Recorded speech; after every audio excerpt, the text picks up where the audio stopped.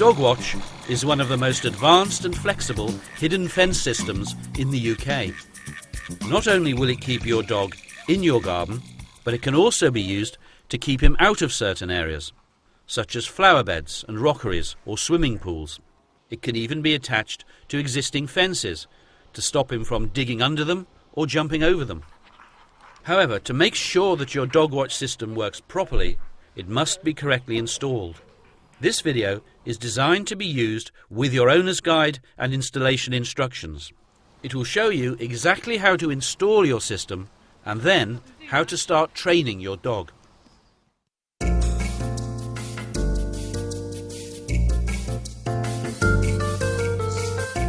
First, choose an area for the transmitter which is protected from the weather, such as a garden shed, a utility room or a garage. You'll also need a 240-volt electrical socket nearby. Find a position for the transmitter which is on an outside wall, in a place where a hole drilled to the outside won't be noticeable. To install the transmitter, use the mounting screws provided in your pack. Once it's firmly mounted, drill a hole through the wall. Now plug the ends of the zip wire, the green ground wire, and the power supply into the bottom of the transmitter. Then feed the zip wire and the green ground wire through the wall. The ground wire can be extended if necessary.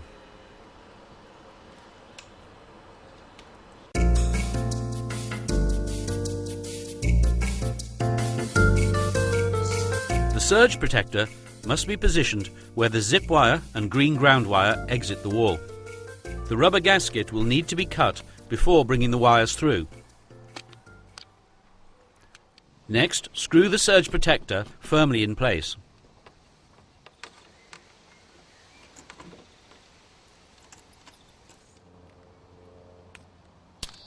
Then strip each end of the zip wire and attach them to the inside point of each connector.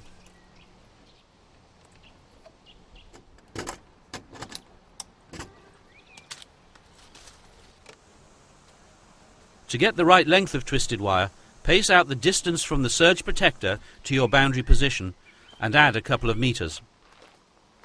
Now measure out double that amount of wire. Hook the wire round a post, walk backwards until the wire is straight, and put the ends into the chuck of a battery drill. Turn the drill on and let the wire twist. Then, carefully gather up the twisted wire. Now bring the ends of the twisted wire through the rubber gasket.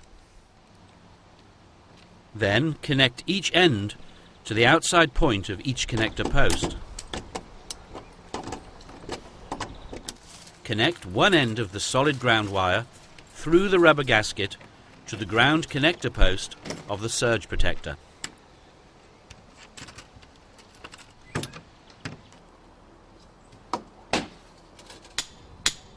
Next, install the ground rod outside the building near the surge protector. And finally, connect the solid ground wire and the green ground wire from the transmitter to the earth rod. Using the earth clamp from your pack.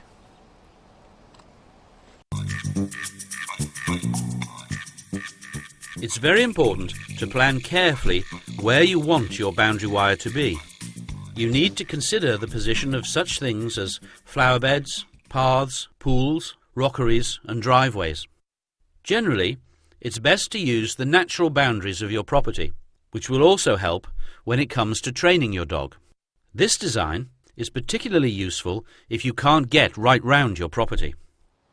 First, plan the path of the twisted wire to the boundary wire, remembering that the wire must form a continuous loop.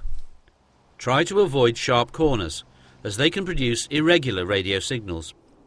And avoid creating alleys or bottlenecks, where the wire is less than 20 feet away from itself. Take care that the boundary wire is not too close to your house in order to prevent the signal from entering through the walls. And avoid laying the wire parallel to any underground cables or metal pipes. However, the wire can be laid beneath rocks, bricks or paving slabs without affecting the signal. The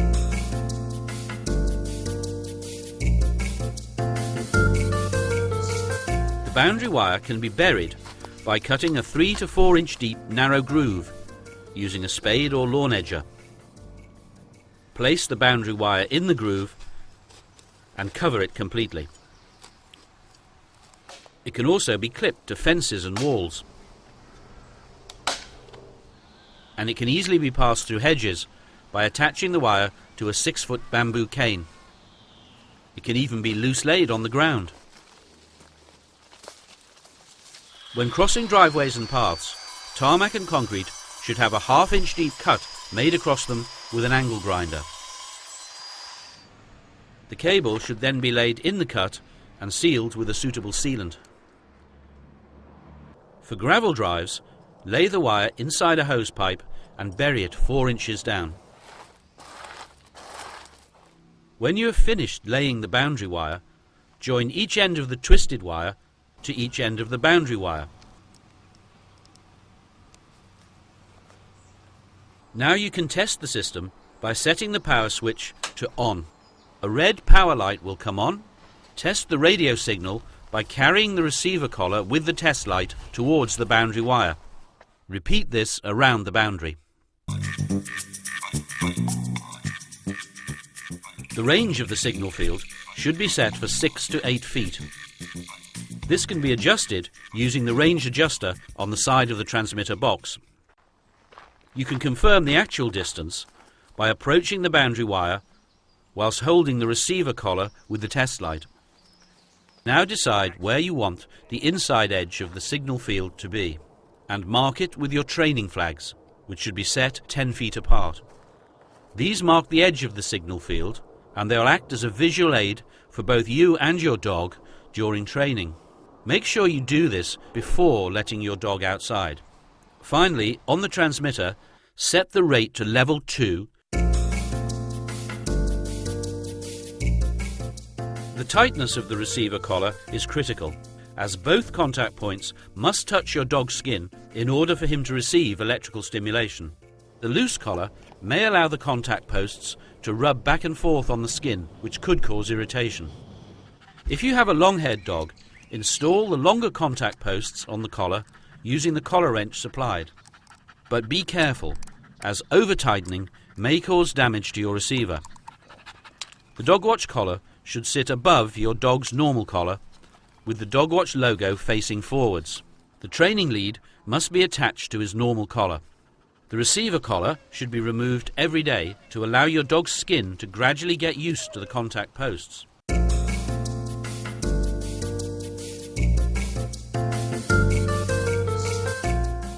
When you have put the receiver collar on correctly and put your dog's lead on his normal collar, play with him for a couple of minutes outside.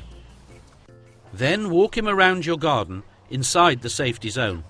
Approach a training flag, shake it, and firmly tell your dog no before returning to the safety zone. Next, walk him round the garden and let him go between 2 of the flags into the avoidance zone, where he will receive an audible warning and electrical stimulation. Immediately shout, "Watch out!" and pull him back into the safety zone. Praise him and play with him. Then walk him around the complete boundary inside the safety zone. Finally, take him inside and remove his DogWatch collar. Remember to be positive and consistent throughout each daily 10-minute training session. Remember, never let your dog cross the boundary. Refer to your owner's guide for more detailed training information. Stimulation has been proved to be an effective and safe part of dog training for over 20 years. Used properly, the DogWatch hidden fence system can actually improve the relationship between you and your dog.